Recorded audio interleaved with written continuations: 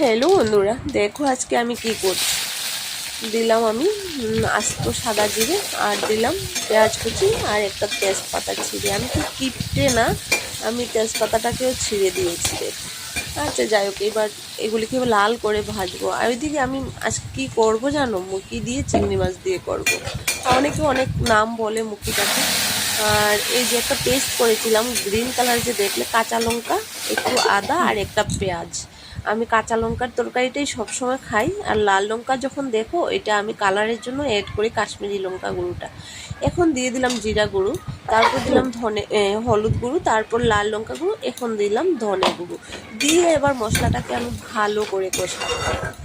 আর আদা আর পেঁয়াজ আর কাঁচা লঙ্কায় একটু জল জল তো হয়েই যায়, দেখলে কোনো জল এক্সট্রা আমি কোনো জল দেইনি মশলাতে। তো ওই জলটাই মশলাটাকে আমি ভালো করে কষিয়ে নেব। আর ওইদিকে আমি মুখিটাকে কেটে ভালো করে মুখির গায়ের ছাল তুলে আমি বাকিয়ে রেখেছি। এটা আর দেখাইনি, এতটা দেখানোর সময় হয় না জানো। আমার মনে হয় কীভাবে তাড়াতাড়ি রান্না করি আর তাড়াতাড়ি রান্না করে চলে যাই। আচ্ছা যাই হোক, আর দেখো আমি এত সুন্দর করে কথাও বলতে পারি না, আর এত সুন্দর করে ভিডিও বানাতে পারি না। আমি আমার মতো করি। ভালো যদি লাগে তোমাদের, লাইক এবং কমেন্ট করবে, তাতেই আমি খুশি। আচ্ছা যাই হোক, এবার আমি মুখিটাকে দিয়ে ভালো করে কষাবো। মুখিটাকে আমি আগে ভাজিনি, কারণ ভাজলেই তো আর একটু তেল দিতে হবে। এবার দিয়ে দিলাম আমি স্বাদ মতো নুন। নুনটা এমন একটা জিনিস, দেখো, যদি কম হয় তাহলেও ভালো লাগে না খেতে, যদি বেশি হয় তাহলে তো আর বলবেই না, খাওয়াই যায় না। আর আমি নুনটা একটু বেশি হলেও আমি খেতে পারি না নুনটা। অনেকে তো খেতে পারে একটু নুন, কিন্তু আমার একদম কি বলবো। আচ্ছা যাই হোক, এবার আমি ভালো করে কষাবো মশলাটা, তারপর সবজিটার সঙ্গে। কষানো প্রায় শেষের পথে হয়েই গেছে দেখো। আর পুরোটা তো দেখাইনি, কেটে কেটেই দেখাচ্ছি। কষাতে অনেকটাই সময় লেগেছে। এবার দেখো কড়ার নিচে লেগে যাচ্ছে মশলাগুলো। তো এবার জল দিয়ে দেবো। এটা হলো আমার মিক্সির জারটা ধুয়ে দিলাম।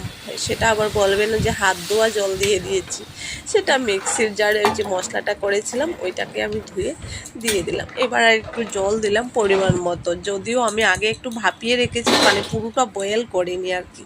তো এবার ডেকে দেবো আমি 10 মিনিটের মতো। 10 মিনিট পরে তোমাদের কাছে আবার আসছি। হয়ে গেল 10 মিনিট। এবার দেখো ডাকটা তুলেছি, প্রায় সেদ্ধ হয়ে গেছে আর তরকারিটাও প্রায় হয়েই গেছে। এবার আমি কি করবো দেখো, চিংড়ি মাছগুলো যে ভেজে রেখেছিলাম, চিংড়ি মাছগুলো দিয়ে দিলাম।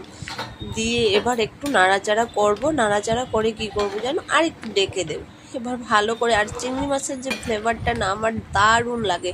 চিংড়ি মাছটা যখন ভাজার সময় যে একটা গন্ধ বেরোয়, ও কি বলবো।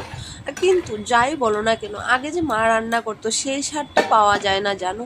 এখন একটু ডেকে দিলাম যে চিংড়ি মাছের গায়ে একটু নুন হলুদ মশলাটা লাগো, খেতে তো আর একটু ভালোই মজা হবে।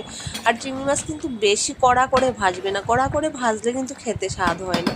মোটামুটি একটা আকারে ভাজবে, মিডিয়াম। তারপর আর বলছিলাম কি, হ্যাঁ, মার হাতের সেই স্বাদটা পাওয়া যায় না। মা হয়তো শিলনোড়ায় মশলা করে যে আগে রান্না করতো, সেটার স্বাদ হয়তো আলাদা। আর এখন যেগুলো সব গুঁড়ো মশলা খাই, তার জন্য ওই ফ্লেভারটাও আসে না, আর ওই স্বাদটাও পাওয়া যায় না। আমার তো দারুণ লাগে মুখি দিয়ে চিংড়ি মাছ দিয়ে এইভাবে সিম্পল করে তরকারি।